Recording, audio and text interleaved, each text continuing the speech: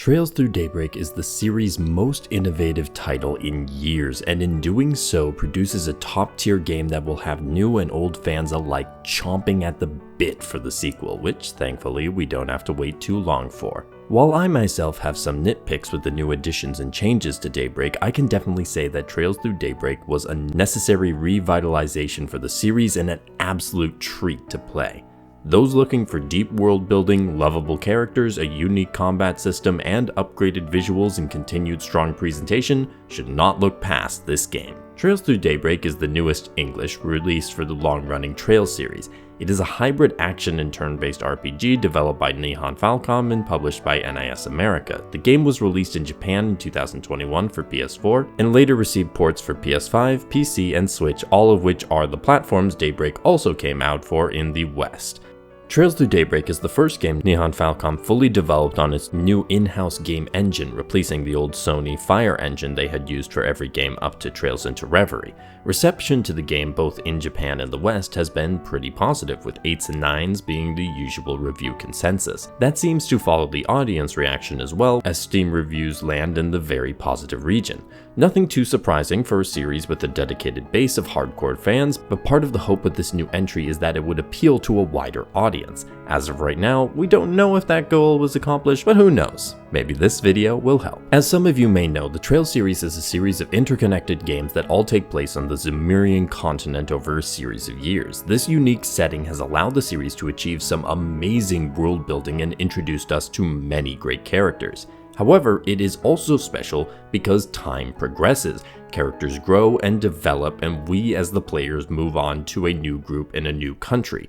Trails Through Daybreak is one of those transition games where we start in a new country with a new cast of main party members, although characters from previous games will show up during the game. Some of the events of previous games will also have a noted impact on the story for Daybreak.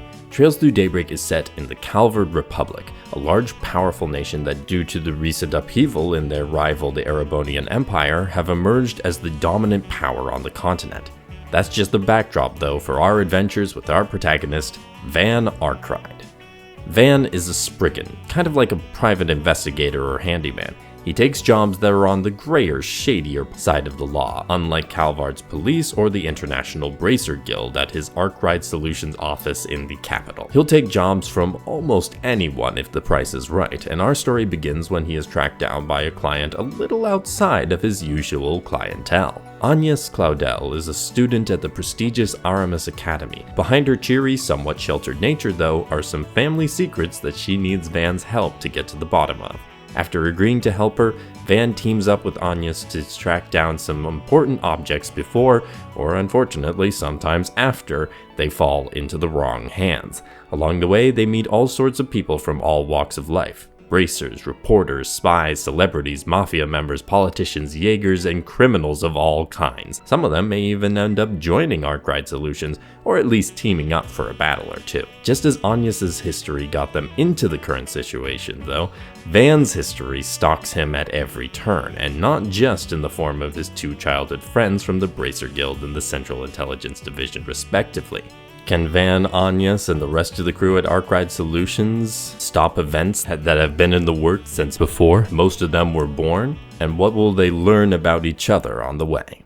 Storytelling has always been the Trails series' strength, and that does not stop with Trails Through Daybreak. I heard conflicting things from people about the tone difference between Daybreak and the previous Cold Steel games. I'm landing on the side that there is a tone difference, and not just because the characters swear more often. Van is 24 years old, which, while not that old, Aaron, is older than most previous Trails protagonists, and Van has a very different worldview from them.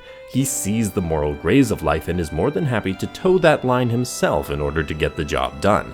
I like the new style. I think it allows the series writers to test out some more fronts on how to handle storytelling. Not every problem has a perfect solution. It is a refreshing take and is done without losing the essence that is a staple of the Trails series. Van is a lovable protagonist with the same stubborn kindness we've seen in previous Trails leads. Arkwright Solutions turns into a strong ensemble cast that I found amusing and most of whom I had a strong connection to by the end of things. That goes for the supporting cast as well. They were excellent, and seeing them develop over the course of the game makes me extremely excited to see the next steps they take in Daybreak 2 and beyond.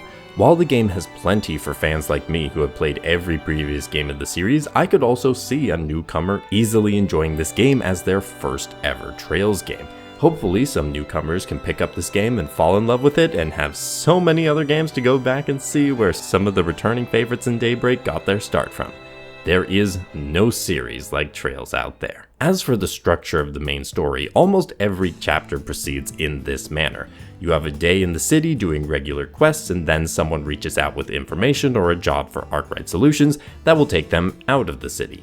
Day 2 is the travel day to the other location and getting the lay of the land. Days 3 and 4 are the meat of the chapter with plenty of quests to complete as well as main story shenanigans to take care of. As with previous Trails games, you'll get a selection of quests and you have to complete a certain number of overall quests plus at least one required one. The quests in general are a nice opportunity to get to know the various wonderful NPCs that inhabit the area with their own lives and stories.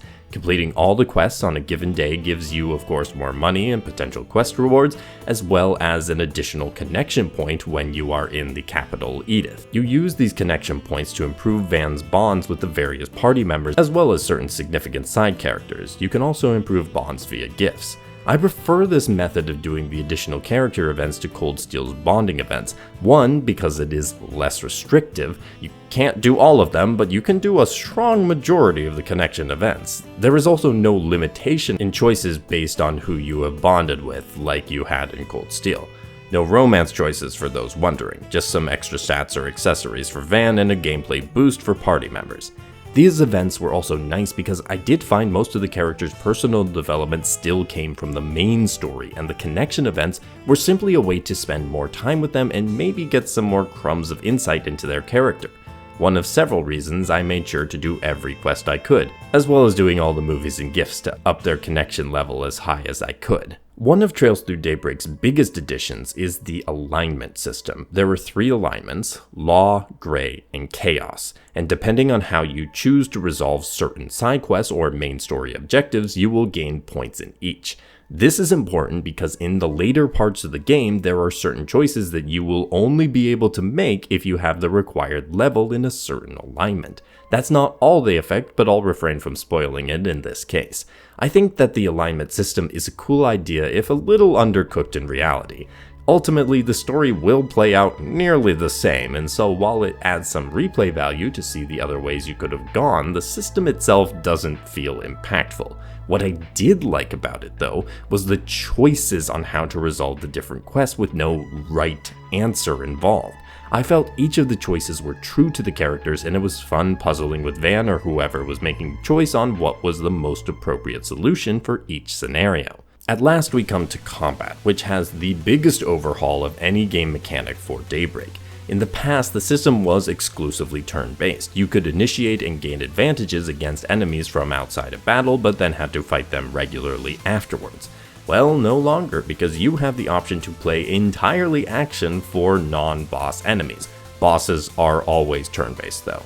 You have basic attacks, a special attack to charge up, and a dodge. If you do a perfectly timed dodge, you will gain your special attack back immediately. You can transition into the regular turn-based combat at any point, but usually you want to wait until you've broken the enemies first so you can get additional strikes in once you begin combat by releasing shards, as the game terms it. You are best served by doing a blend of the action and turn-based combat, but you are free to do whatever you want. You could complete all but the boss enemies in action combat, or just immediately go into turn-based combat for each one. Once you are in turn-based combat, your main combat group of up to 4 characters will use their basic attacks, craft skills, and arts magic skills to take out your enemies.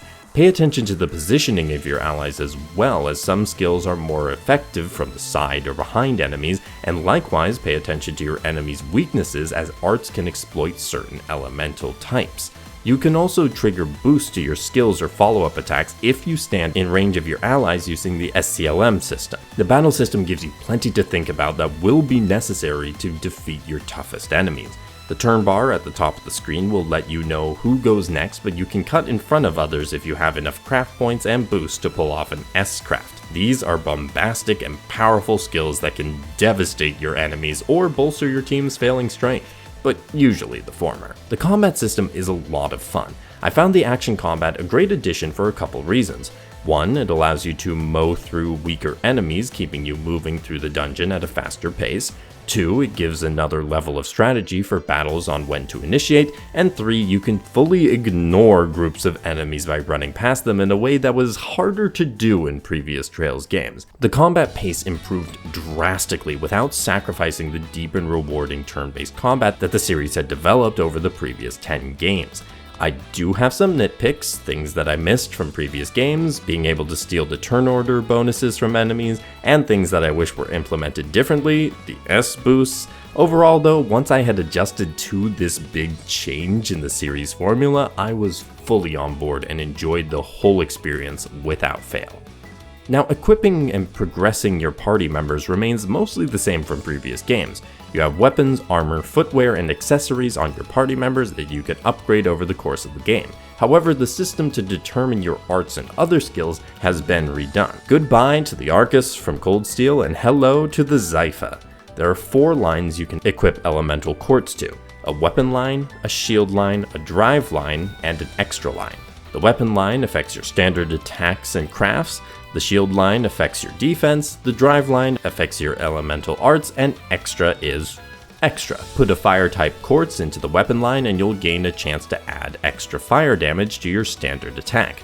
Place an earth quartz in the defense line and you can sometimes resist the status effect rot. This is in addition to whatever the quartz gives as a baseline ability, such as attack quartz boosting your attack or cast quartz reducing your art's casting time.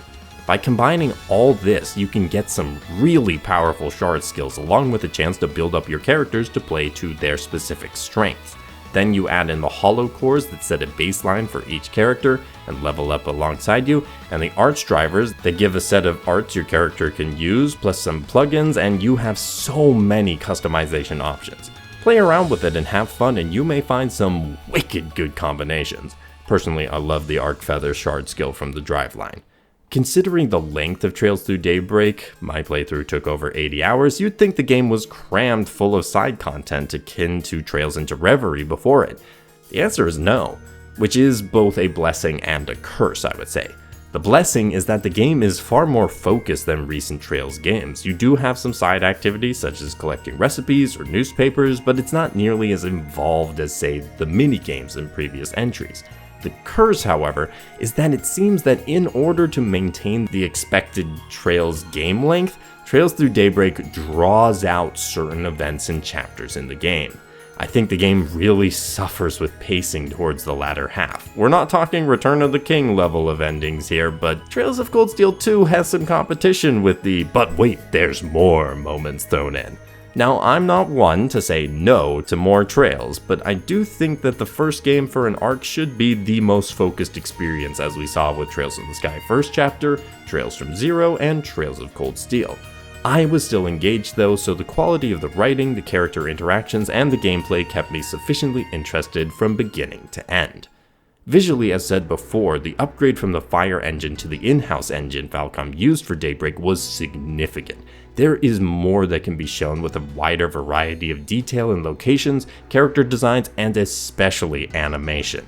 The animation does still have some of those typical Trailisms, such as the way characters wave, but the action is far smoother than before and the expressions have a similar increase in nuance. They took advantage of these new resources to make some absolutely gorgeous locations, some dynamite action sequences, and stylish characters. The art building the world is starting to match the detail put into the writing that built the world as well. Musically, I had felt like the composers in the last few games had been stuck in a rut, and it seems the antidote for some of that malaise was a new arc. Daybreak's music feels like a strong return to earlier Trails games with great music in all areas, from battle themes to somber moments, cheerful songs to location themes. The voice acting was also another highlight. I think the Trails series has always had a knack for getting a solid mix of established and up-and-coming voice actors, all of whom really fit the characters they are playing.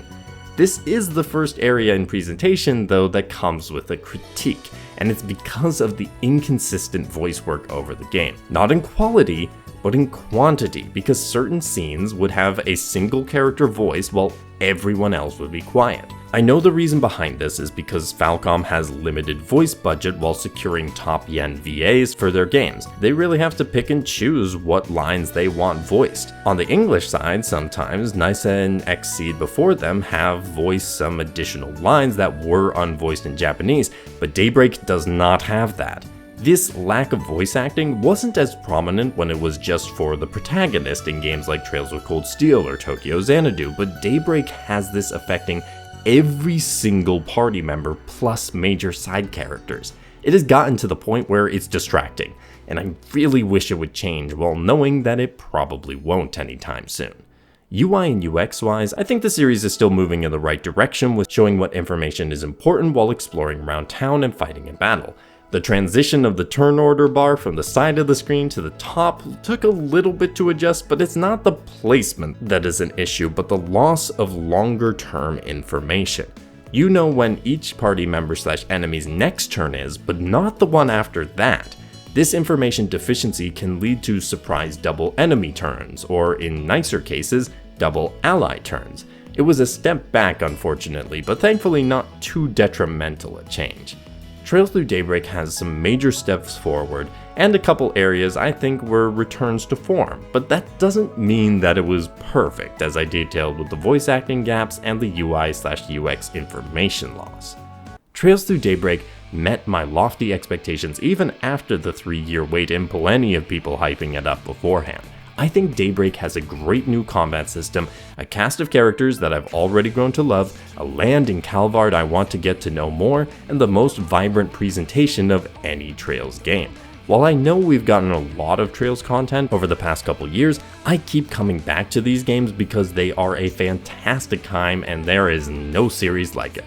I will say though, please enjoy your Trails responsibly. It can be a lot if you try to binge the games. What do all of you think of Trails Through Daybreak?